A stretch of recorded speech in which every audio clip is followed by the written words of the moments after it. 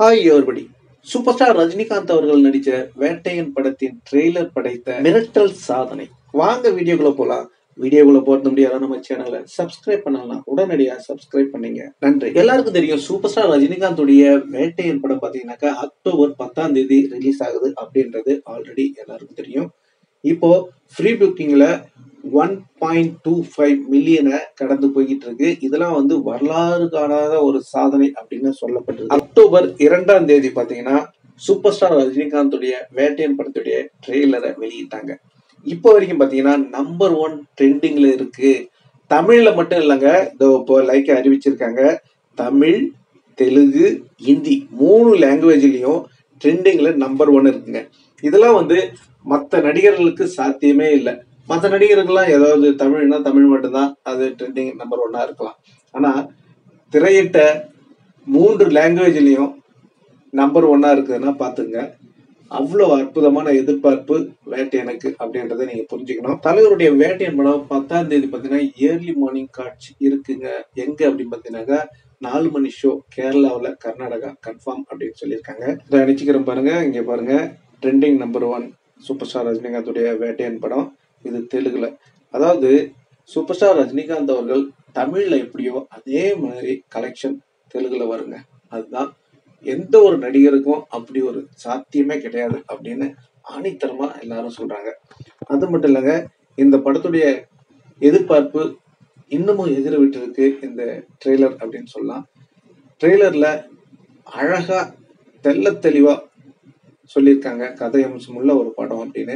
இது 100% super star ரஜினிகாந்துடைய படம் அப்படின்னு ஞானவேல் அவர்கள் ஆணித்தரமா இந்த ட்ரெய்லர் மூலம் நிரூபிச்சிருக்காரு அப்படின்னு சொல்லலாம். இது எவ்வளவு கலெக்ட் பண்ணோம் அப்படின்னு பாத்தீங்கன்னாக்கா 1000 கோடிக்கு மேல கலெக்ட் பண்ணோம் அப்படின்றது எந்த ஒரு மாற்று கருத்தும் கிடையாதுங்க. ஏன்னா இந்த படம் சோலோ ரிலீஸ். எல்லா திரையரங்குலையும் கிட்டத்தட்ட ஒரு 10,000 ஸ்கிரீன்ல ரிலீஸ் ஆக போகுது அப்படின்ற தகவல் வந்துட்டு இருக்கு. எது எப்படியோ இப்போ ஹிந்திலையும் நம்பர் 1 ட்ரெண்டிங்னா சொல்லவே தேவையில்லை.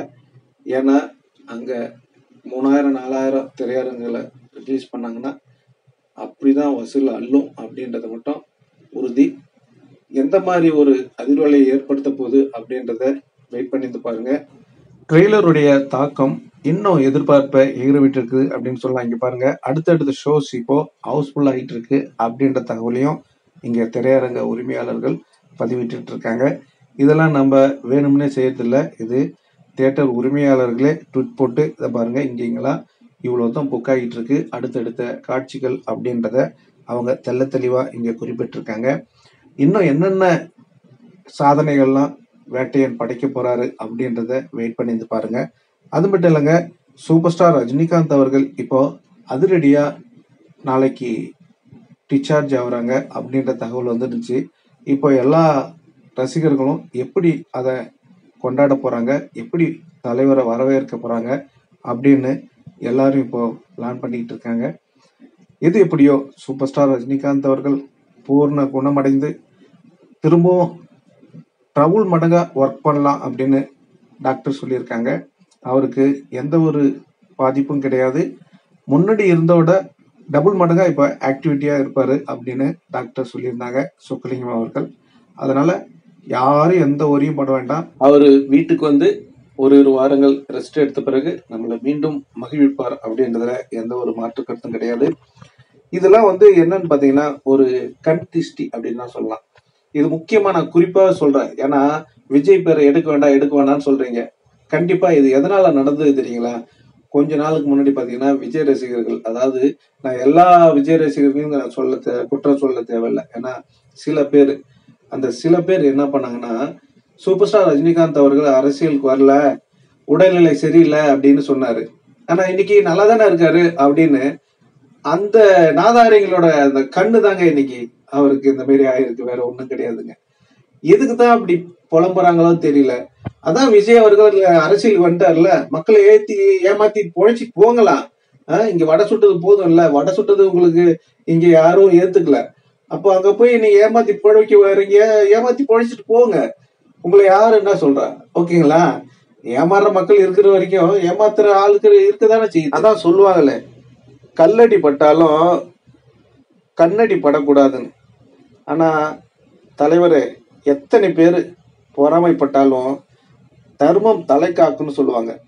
நல்லவர்களுக்கு தெய்வம் துணை நிற்கும். தலைவருக்காக நல்ல உள்ளங்கள் வேண்டுதலால அவர் இன்னைக்கு பூர்ண குணமடைஞ்சு வந்துட்டு இருக்காரு.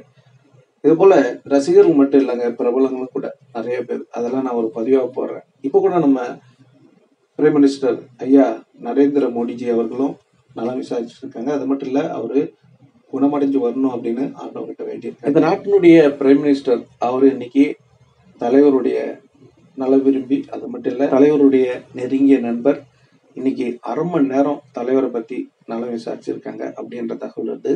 அது மட்டும் இல்லைங்க, நம்ம சூப்பர் ஸ்டார் ரஜினிகாந்துடைய தலைவருடைய உயிர் அப்படின்னு சொல்லுவாரு, சாமி சாமி யாருன்னு தெரியுதுங்களா? நம்ம இளையராஜா. மருத்துவமனையில் சிகிச்சை பெற்று வரும் ஆருயிர் நண்பர் சூப்பர் ஸ்டார் ரஜினிகாந்த் அவர்கள் வீடு திரும்புவதை அறிந்து மகிழ்ச்சி அடைகிறேன். அவர் நல்ல உடல் நலம் பெற்று ஆரோக்கியமாக வாழ எல்லாம் வல்ல இறைவனின் அருள் எப்போதும் கிடைக்கட்டும். வருக வருக அப்படின்னு தெரிவிக்க விட்டுருக்காரு நம்ம இளையராஜா அவர். ஓகே நண்பர்களே, நீங்க சொல்லுங்க, சூப்பர் ஸ்டார் ரஜினிகாந்த் அவர்கள் நாளைக்கு டிஸ்சார்ஜ் ஆகுறாங்க. நீங்க எப்படி தலைவரை வரவேற்க போறீங்க அப்படின்னு உங்களுடைய கருத்துக்களை கமெண்ட்ல சொல்லுங்க. நீங்க எப்படி ஃபீல் பண்றீங்க அப்படின்றதையும் கண்டிப்பா கமெண்ட்ல சொல்லுங்க, நாங்க தெரிஞ்சுக்கிறோம்.